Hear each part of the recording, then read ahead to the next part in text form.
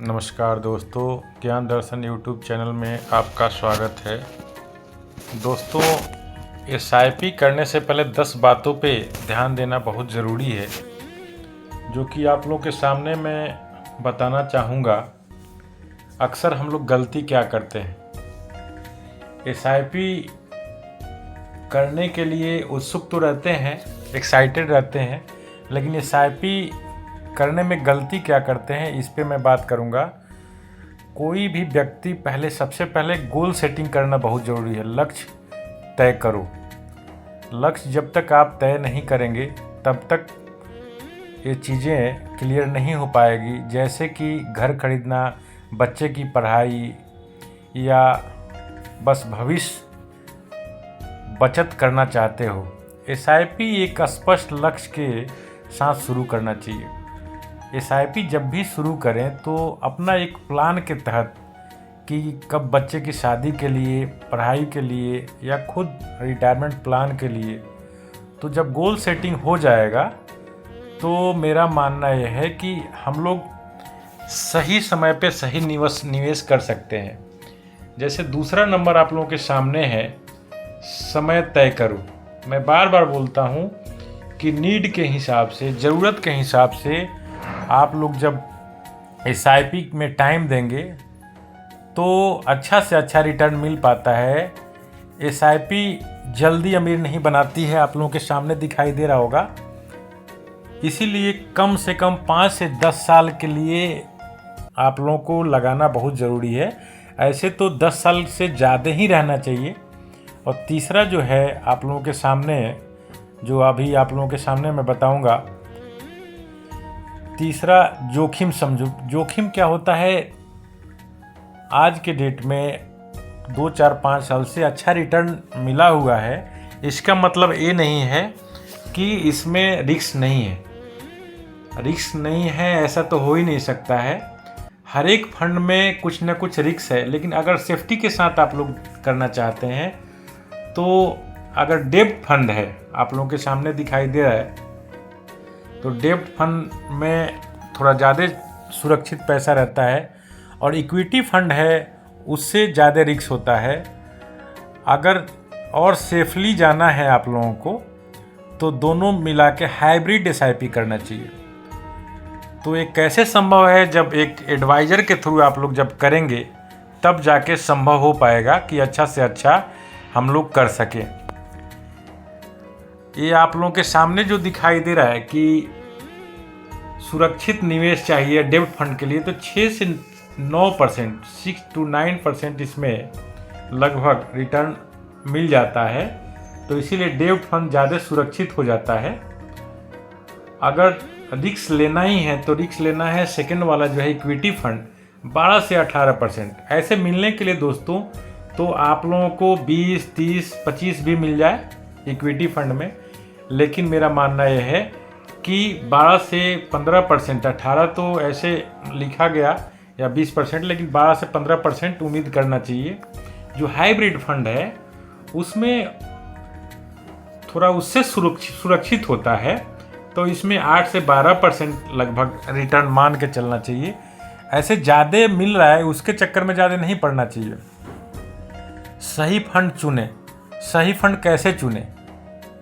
पिछले 5 साल का परफॉर्मेंस देखिए। 1-2 साल का जब देखेंगे तो 1-2 साल का परफॉर्मेंस देखने से आप अनुमान नहीं लगा सकते हैं। अक्सर लोग गलती क्या करते हैं, 1-2 साल का देख के ही आदमी लगा देता है पैसा। फंड मैनेजर और रेटिंग के हिसाब से भी आप लोग पैसा लगाएं। जो आप लोगों के सामने आने वाला जो पॉइंट है, 5वां, जो कि रिटर्न के हिसाब से कम खर्च वाला फंड लो। कम खर्च वाला जो फंड है, लो एक्सपेंस रेशियो। लो एक्सपेंस रेशियो ये कैसे हम लोग पहचान सकते हैं? तो हर एक म्यूचुअल फंड का लो एक्सपेंस रेशियो या हर एक चीज़ क्लियर करके दिया रहता है। तो आपने एडवाइज़र या किसी म्यूचुअल फंड ऑफिस में जाके आप लोग, या गूगल में देख के आप लोग क्लियर कर सकते हैं, ताकि मुनाफा ज़्यादा से ज़्यादा हो। ये बहुत ज़रूरी होता है। ये जो 5वां पॉइंट है, आप लोग ध्यान देने वाली बातें हैं। जो 6ठे नंबर का पॉइंट है, कम रकम से शुरुआत करें। कम अमाउंट से जब शुरुआत करते हैं, जब हम लोग SIP करते हैं, तो धीरे धीरे ग्रोथ दिखाई देता है और विश्वास बढ़ते जाता है। और उसके साथ ही साथ कम रकम से स्टार्ट करने का मतलब ये नहीं है कि उतने में ही रहने दें, स्टेप अप SIP करें। अगर अच्छा रिटर्न चाहिए तो स्टेप अप SIP जब करेंगे तो समय के साथ अच्छा होगा। और 7वां जो पॉइंट है, सारे पैसे एक जगह मत लगाओ, अलग अलग फंड में पैसे बांटो। अलग अलग फंड में इसलिए मैं बोलना चाहूँगा, जैसे आप 5,000 रुपये अगर लगा रहे हैं तो 5,000 को एक ही फंड में नहीं लगाना चाहिए, डाइवर्सिफिकेशन के आधार पे लगाना चाहिए।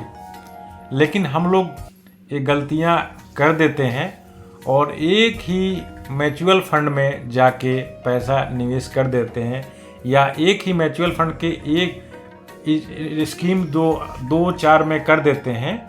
तो स्कीम तो चेंज करना ही चाहिए, लेकिन अलग अलग AMC, अलग अलग म्यूचुअल फंड में करने से अच्छा रिटर्न मिलता है। लेकिन हम लोग ऐसे नहीं करते हैं, जाके किसी काउंटर पे और ले लेते हैं। 8वां जो पॉइंट है, मार्केट नीचे जाए तो डरना मत। मार्केट जब नीचे जाता है तो आदमी अक्सर डर जाते हैं। उसी टाइम एडवाइज़र के राय से जब पैसा आप लगाएंगे तो यही फ़ायदा होता है, टाइम टू टाइम उनके गाइड करने के हिसाब से जब यूनिट सस्ती मिलती है तो आप लोगों का पैसा जो है कम समय में ज़्यादा ग्रोथ करता है। आप लोगों के सामने भी दिखाई दे रहा है। इसका मतलब तुम्हारा पैसा और तेज़ी से बढ़ेगा जब मार्केट ऊपर जाएगी। इसीलिए SIP अक्सर जब मार्केट डाउन होता है लोग बंद कर देते हैं, या कोशिश दिमाग में ये चीज़ आता है कि बंद कर दिया जाए। जब 9 पॉइंट है, 9वां जो है पॉइंट, हर महीने में रिव्यू करो। आप हर एक महीने उसको देखिए कि सही दिशा में परफॉर्मेंस सही कर रहा है कि नहीं कर रहा है। अगर कोई फंड लगातार खराब कर रहा है तो उसे बदल दो। लगातार मतलब कम से कम साल 2 साल। 10वां जो पॉइंट है आप लोगों के सामने, इमरजेंसी फंड बनाओ। SIP शुरू करने से पहले 3 से 6 महीने का अलग रखो, मतलब इमरजेंसी के काम आए। क्योंकि आप लोग 2020 का कंडीशन कोविड वाला देख ही लिए हैं, इसीलिए अब लोगों को ये ध्यान में आ गया है कि इमरजेंसी फंड बहुत ज़रूरी होता है। क्योंकि इमरजेंसी फंड अगर नहीं रहेगा, अब कोविड जैसे हालात हो जाएगा तो परेशानियां दिन पर दिन बढ़ते जाता है। तो इसीलिए इमरजेंसी फंड बनाए कि किस हिसाब से इमरजेंसी फंड आपको चाहिए। तो एक आम आदमी के लिए बहुत ज़रूरी है कि इमरजेंसी फंड रखें, नहीं तो जब बुरे वक्त आता है तो मुश्किल हो जाता है। तो दोस्तों, ये वीडियो कैसे लगा, और अच्छा लगा होगा तो कमेंट बॉक्स में जाके कमेंट करें और लाइक करें, सब्सक्राइब करें, बेल आइकन ज़रूर दबा दें।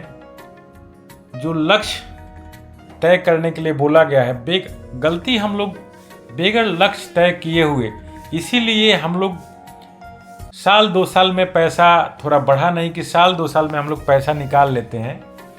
और सबसे बड़ी गलती वही करते हैं। पैसा बढ़ने के लिए टाइम बहुत देना ज़रूरी है। उस पैसे को बढ़ने के लिए टाइम देने से क्या होता है कि अच्छा से अच्छा रिटर्न उसमें मिल जाता है। तो हम लोग जल्दी से जल्दी अमीर बनने के चक्कर में ये सब गलतियां कर देते हैं, जो कि इस पे कब ध्यान दे सकते हैं कि एक फाइनेंशियल एडवाइज़र के थ्रू अगर रहेंगे तो टाइम टू टाइम सामने वाला गाइड करेगा। और वीडियो अच्छा लगा होगा। धन्यवाद, थैंक यू।